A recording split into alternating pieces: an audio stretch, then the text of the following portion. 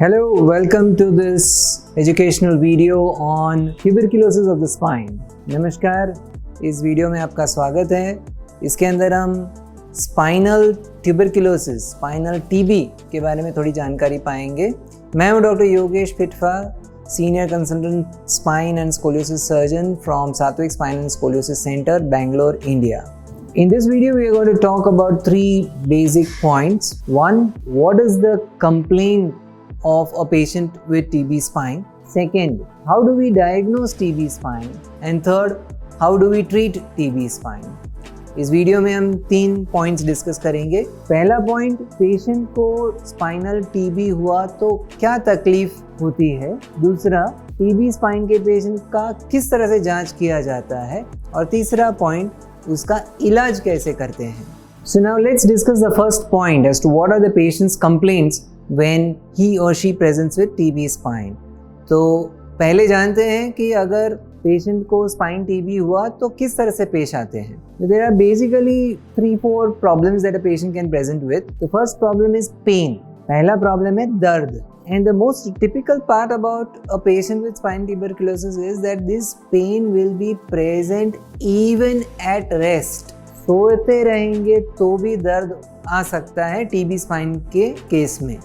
Generally अगर slip disc हुआ, spondylolisthesis हुआ, सर्वाइकल स्पॉन्डिलोसिस हुआ तो एक्टिविटी रहा तो दर्द रहता है. जब कुछ काम करेंगे तो दर्द रहता है. पर टीबी स्पाइन के पेशेंट में रात के टाइम में सोते वक्त भी दर्द हो सकता है. In contrast to a regular patient of, say, a slip disc, a TB spine patient will present with pain even at rest. The typical complaint is the patient goes to sleep and then in the middle of the night the patient can wake up because of pain. कई बार ऐसे होता है, रात को सो जाते हैं आराम से और suddenly middle of the night में दर्द से patient जाग जाता है. The next point after pain is loss of appetite and weight loss. खाने की इच्छा नहीं रहती है और बॉडी वेट कम होते जाता है. The third point is fever. Fever is not very common in TB spine, but it can present in a few patients as well. हर एक पेशेंट, TB spine के पेशेंट को फीवर होना, जुकाम होना ज़रूरी नहीं है. कोई पेशेंट्स में हो भी सकता है, नहीं भी हो सकता है. And the last point is paralysis. अगर गर्दन में या मिड बैक में TB हुआ तो उधर की नसें बहुत सेंसिटिव रहती है. तो अगर उधर कुछ पस जम गया और नस के ऊपर दबाव दे रही है तो पैर में या हाथ में पैरालिसिस होने का रिस्क भी रहता है. If TB spine affects the neck or the mid back, then those nerves are very sensitive. And if there is any compression on these nerves due to either an abscess or pus in the spine, then a patient can present with paralysis either of the hands or the legs or all 4 limbs. So now, having understood how or what are the complaints of a patient with TB spine, let's try to see what we as doctors do to try to confirm our diagnosis of TB. अभी हमने जान लिया कि TB spine के patient को क्या तकलीफ रहती है. तो ऐसे पेशेंट का फर्दर जांच करने के लिए क्या टेस्ट करते हैं उसके बारे में जानकारी लेते हैं. तो एक्सरे और MRI जैसे हर एक स्पाइन पेशेंट में करते हैं वैसे TB के पेशेंट में भी करना ही पड़ता है. पर what is special about TB is that in these patients we sometimes also do CT scan in order to find out the severity of bone loss. X-ray MRI जो रेगुलर रूटीन स्पाइन पेशेंट्स में करते हैं वो तो करते ही हैं TB spine में भी, पर उसके साथ साथ CT स्कैन करते हैं ताकि अपने को समझ में आएगा कि उधर की हड्डी का कितना डैमेज हुआ है, क्योंकि उस हिसाब से ट्रीटमेंट प्लानिंग किया जाता है. Additionally, CT scan is also done in doing what is called as a percutaneous biopsy. कोई बार एकदम डायग्नोसिस क्लियर कट नहीं रहता है तो उस केसेस में we also do जो एक नीडल डालते हैं CT स्कैन के गाइडेंस के ज़रिए और उधर से हड्डी का टुकड़ा निकाल के टेस्टिंग को भेजते हैं, बायोप्सी टेस्टिंग के लिए भेजते हैं. So we put a needle through CT scan guidance into the spine where it is affected, retrieve a piece of bone from that area and send it for testing. So in this also CT scan will have a role. The next special test for tuberculosis is also called as Mantoux test. और एक test है जो TB spine में करते हैं, उसको हम Mantoux test बोलते हैं. तो उसके लिए एक हाथ में, लेफ्ट हैंड में पर्टिकुलरली फोर आर्म में एक इंजेक्शन दिया जाता है और बॉडी का कैसे रिएक्शन होता है वो 48 to 72 आवर्स के बाद में उधर देख के अपने को एक अंदाज़ा आता है, एकदम एक्यूरेट टेस्ट नहीं है पर एक अंदाज़ा आता है कि हाँ मोस्ट प्रोबेबली टीबी है स्पाइन में। तो in this particular test, it is called a Mantoux test, wherein an injection is given into the left forearm generally, and it is noted how the body reacts to this is noted after about 48 to 72 hours, and based on the reaction we can kind of get a presumptive idea whether this patient is likely to have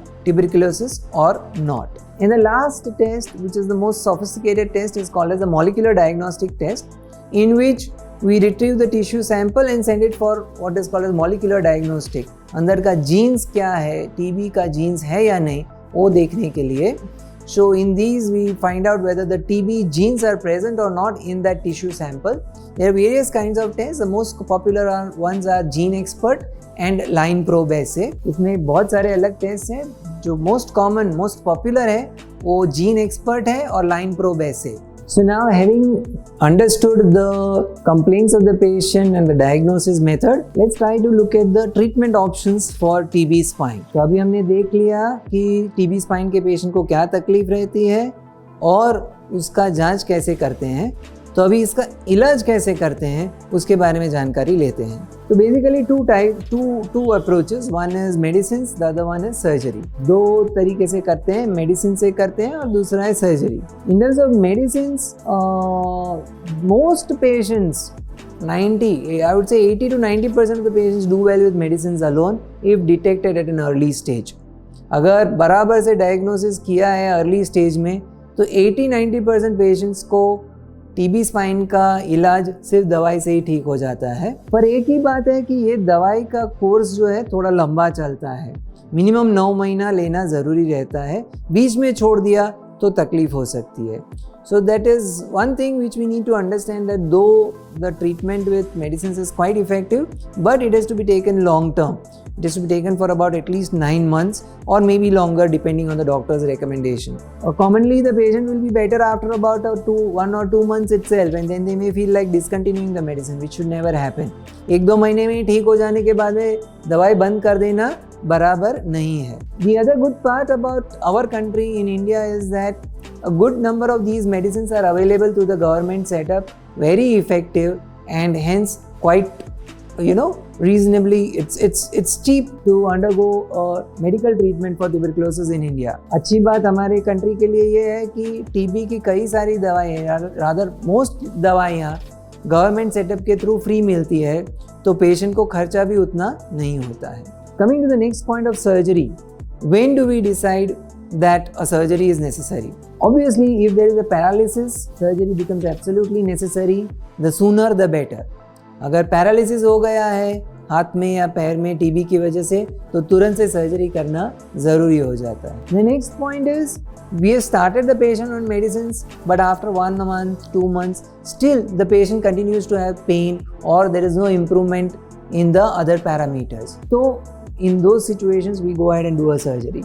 दवाई चालू कर दी पर 1 महीना 2 महीना रुके फिर भी improvement कुछ नहीं हुआ तो सर्जरी करना ज़रूरी हो जाता है. The next point is pre-operative tests. जब हम when we do a CT scan and when we see that there is a severe bone loss in that area or there is a deformity in the spine because of tuberculosis, then obviously surgery has to be done. Otherwise that deformity would be progressive and would lead to more complications in the future. जब हम CT scan करते हैं TB spine में, अगर उधर bone loss बहुत severe है या already हड्डी bend हो गई है तो सर्जरी करना ज़रूरी हो जाता है, क्योंकि नहीं किया तो फिर आगे जाके वो हड्डी नस के ऊपर दबाव दे के आगे जाके पैरालिसिस होने का रिस्क रहता है. And the last point for surgery is severe pain. We try all treatment, we give medicines, we give bed rest, we put a belt, still the patient has severe pain, then obviously we cannot tell the patient continue to suffer in pain. In those situations, in some instances, we may have to go ahead and do a surgery just for the sake of pain relief. कोई बार दवाई देने से, pain killer देने से, TB की दवाई दी, bed rest दिया, belt लगाया, फिर भी अगर पेशेंट को सीवियर पेन है तो वैसे केसेस में भी हमको सर्जरी करना ज़रूरी हो जाता है. In an overall sense, the spine surgery for TB is nothing very serious or nothing to get worried about. If really necessary, do discuss the options with your treating doctor, and I'm sure that you will get a good outcome after the surgery. So thank you very much for watching this educational video on TB spine. Hope you could understand something about it. धन्यवाद इस video को देखने के लिए. हम आशा करते हैं कि आपको इसके बारे में और थोड़ी जानकारी मिली इस वीडियो को देख के. मेडिकल नॉलेज एकदम एडवांस होते रहता है. हर थोड़े थोड़े दिनों में कुछ नया डेवलपमेंट, कुछ नया रिसर्च आता है. तो we will keep updating these things on our channel. Stay connected, don't forget to subscribe. In the very rare event, भगवान न करे, पर इन केस अगर आपको कुछ तकलीफ हो गई टीबी के लिए या कुछ और स्पाइन के प्रॉब्लम की वजह से, do not hesitate to reach out to us. Our contact details are all there. We are available for regular consultation as well as video consultations if necessary. Thank you and goodbye.